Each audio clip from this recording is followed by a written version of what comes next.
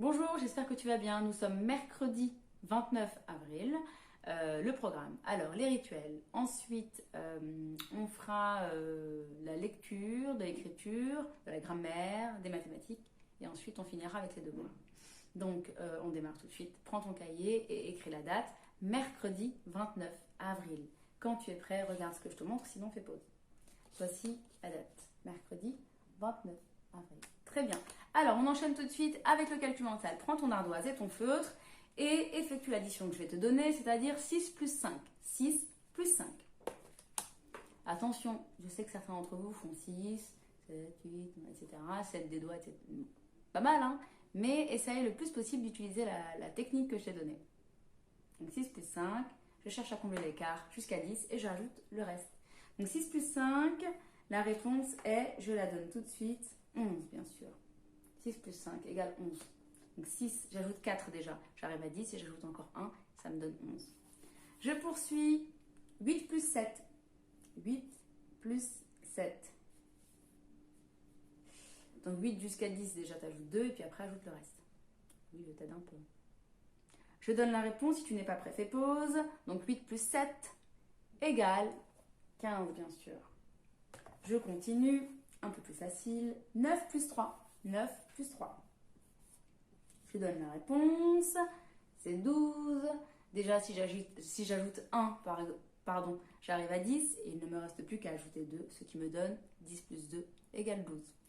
Je continue, 5 plus 8. 5 plus 8. Quand tu es prêt, regarde la réponse.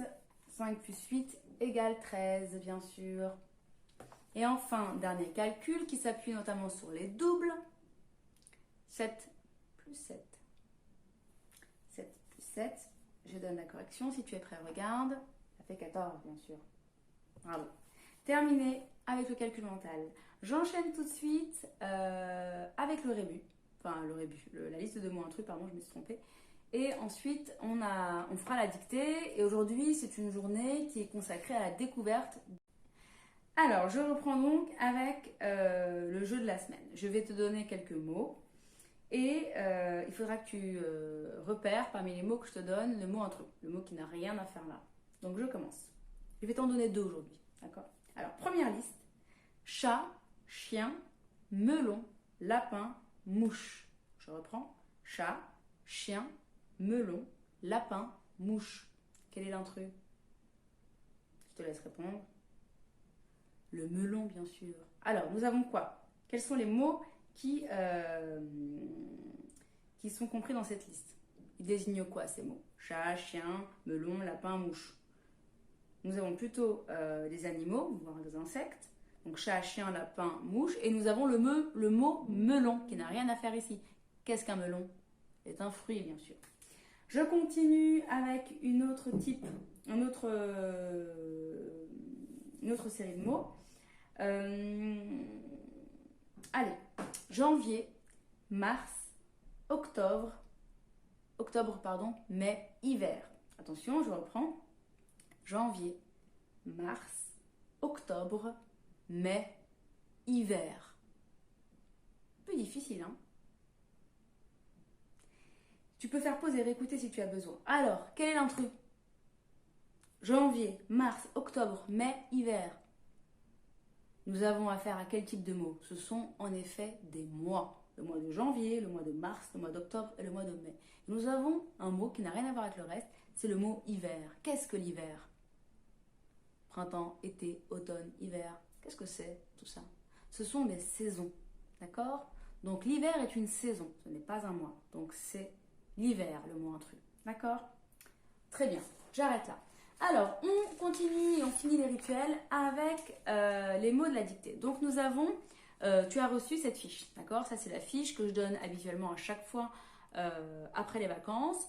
Là, malheureusement, on ne se voit pas, donc tu l'as reçue. Et je t'invite donc à la découper, à la coller dans ton cahier bleu si tu l'as. Et on va s'intéresser pour cette semaine à la liste numéro 1. D'accord? Je vais lire les mots et on va les expliquer et ensuite tu les écriras une fois chacun. Ou 2 fois chacun. Premier mot de la liste 1, c'est le mot presque. Le deuxième est le mot combien. Ensuite, nous avons comment. et pourquoi. Donc presque, combien, comment, pourquoi.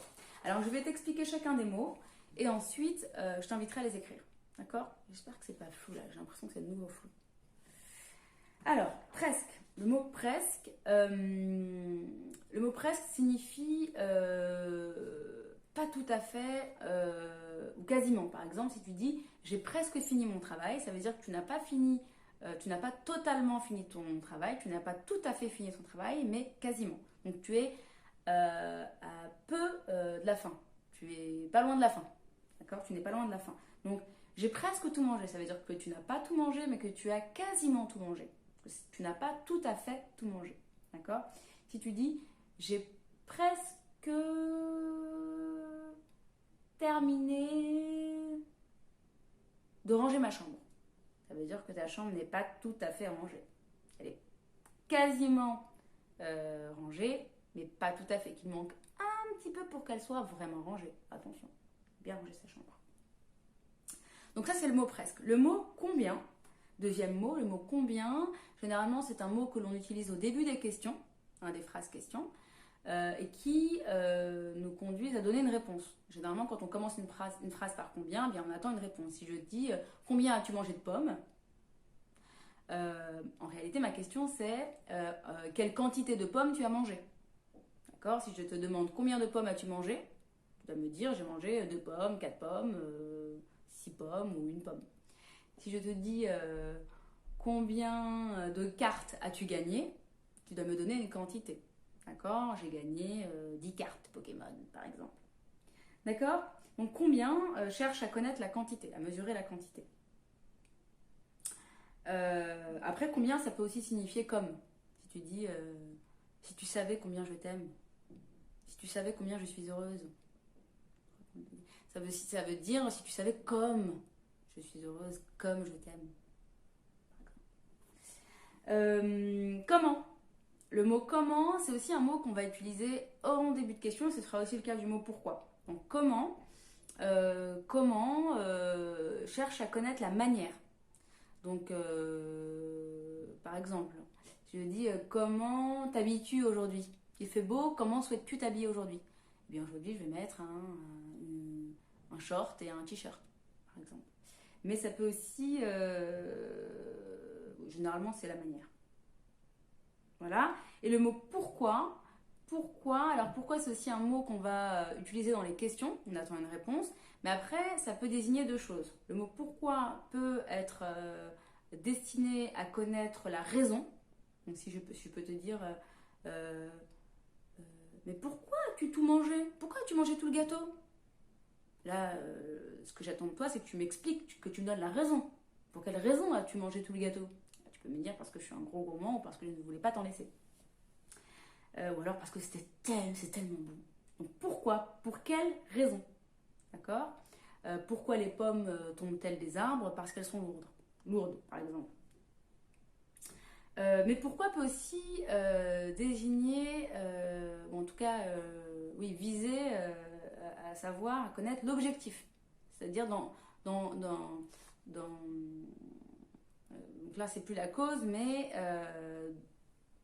dans quel objectif tu fais cette chose-là. Par exemple, si je te dis, mais pourquoi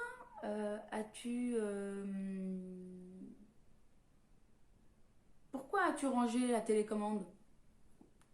Eh bien, tu peux me répondre, pour ne pas que tu regardes la télévision. Ou alors, pourquoi est-ce que tu nous expliques tout cela, maîtresse? Et moi, je vous réponds, pour que vous deveniez les enfants les plus intelligents du monde. Voilà. Donc, c'est l'objectif. C'est pour quelle raison je le fais. Et non pas la cause, c'est-à-dire... ouais, c'est ça. Donc, en réalité, pourquoi...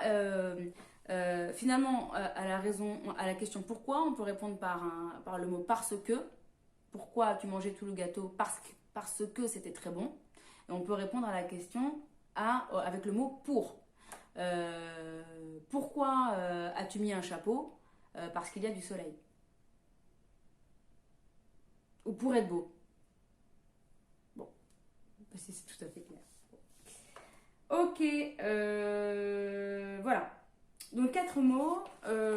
Pour ces 4 mots-là, tu remarqueras qu'à chaque fois, on a le son K. D'accord? Donc le son K ici écrit QU, le son K ici écrit C, et là ici écrit C aussi. Et dans le mot pourquoi, on a le son K écrit QU. Alors, nous allons lire la fiche du son K. Tu peux soit la lire de ton côté avant d'écouter la lecture que moi je vais en faire, ou alors d'abord écouter cette lecture, puis lire à nouveau de ton côté. D'accord? Tu peux le faire aussi en plusieurs fois. D'abord lire la partie syllabe, puis la partie mot. D'accord? Et enfin, la partie phrase si tu le souhaites, si tu peux. D'accord? Je commence. Donc je rappelle que le son K s'écrit soit avec un C, soit avec QU, soit avec un K. Attention, le geste ici qui représente le son K ressemble à celui du son G de Ogi. Simplement, la différence se situe au niveau de la gorge. Tu vois qu'ici, le doigt va vers la bouche, l'entrée de la bouche, et s'arrête au menton. La main s'arrête au menton. D'accord? Ça fait quelque chose comme ça. Ok, je ne sais pas si tu vois. Comme ça. Comme ça plutôt, la tête que tu verras plus. Ce qui n'est pas le cas du son G, on avait le doigt qui allait vers la gorge pour signifier que les cordes vocales vibraient. D'accord? Donc, ne confonds pas ces deux sons. Donc, soit avec un C comme dans une cabane, avec QU comme dans 4, ou alors avec un K comme dans kangourou. D'accord? Je vais maintenant commencer la lecture par la partie syllabe. Je démarre avec ce tableau. D'accord? Donc, K écrit avec un C. D'accord? K et A, ça fait K. K et O, ça fait Ko. K et U, ça fait Q. Je continue avec QU. K et E, ça fait que. K et I, ça fait ki. K et A, ça fait K. K et O, ça fait ko. Je continue cette fois-ci avec le son K écrit avec un K. Donc, K et A, ça fait K. K et I, ça fait ki. K et E, ça fait ke. K et O, ça fait ko. D'accord? Très bien. Petite information avant de poursuivre. On va s'intéresser ici à ce tableau-là, et notamment avec le son K écrit avec un C.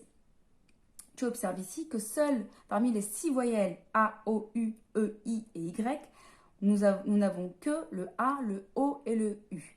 Parce que le C ne fait pas K devant les autres voyelles. Je vais expliquer. Alors, tu as remarqué que nos 6 voyelles ne fonctionnaient pas de la même manière. On avait finalement à l'intérieur de nos 6 voyelles 2 groupes de voyelles.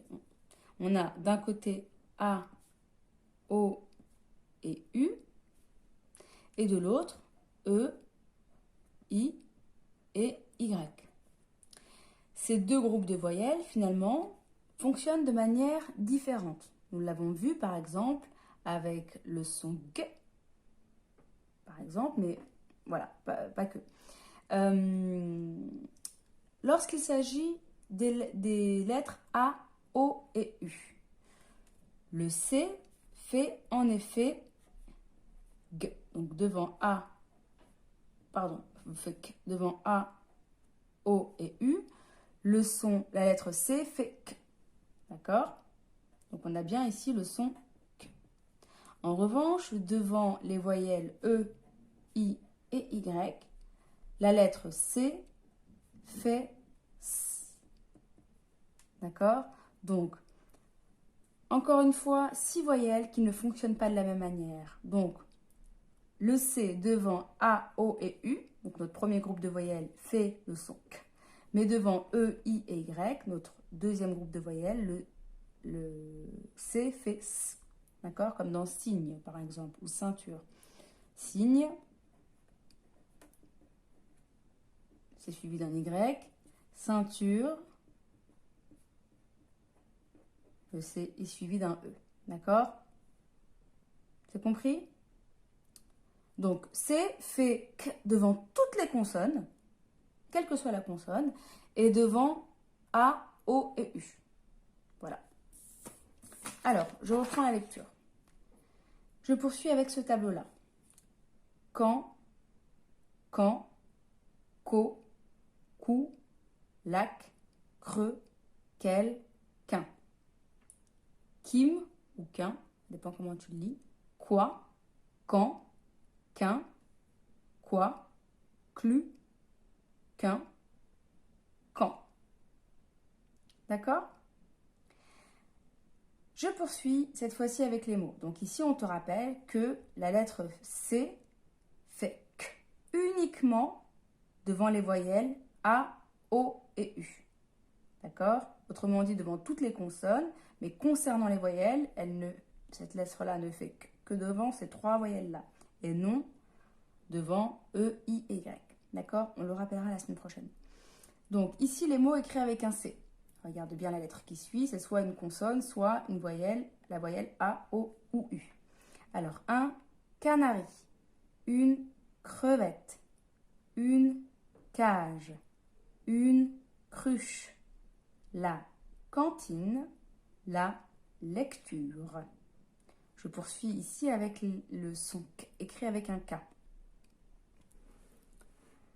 Un kimono, un képi, un koala, un kilomètre, un kiwi, le basket, ici, et 2 prénoms de la classe qui contiennent le son K. Kélia et Melek. Je poursuis ici avec des mots qui contiennent le son K, écrit avec QU ou Q. 40, une claque, croquet, cirque, magique, un bouquet, un coq, 5. Ici, j'ai oublié de mettre un petit article, comme le ou un. Ici, quelques mots outils qui contiennent le son K. Quel, que, qui, quoi, quand, combien, pourquoi, presque, car.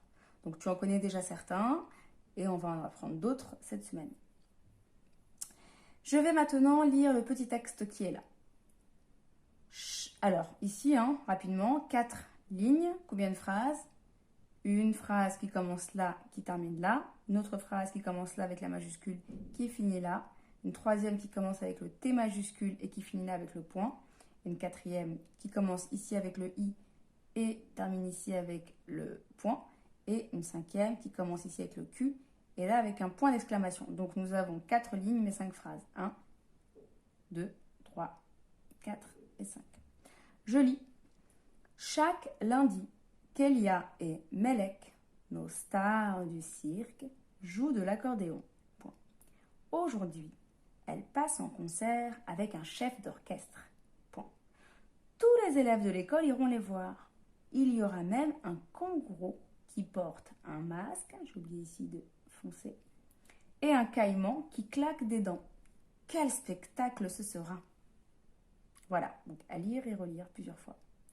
Et enfin ici, attention, parfois tu vas voir CH. Alors tu sais que CH fait ch comme dans chat, d'une façon générale, mais parfois tu verras qu'il y a CH et pourtant ça se prononcera K, comme dans une chorale, un orchestre, orchidée. Mais cela reste très exceptionnel. Voilà, très bonne lecture.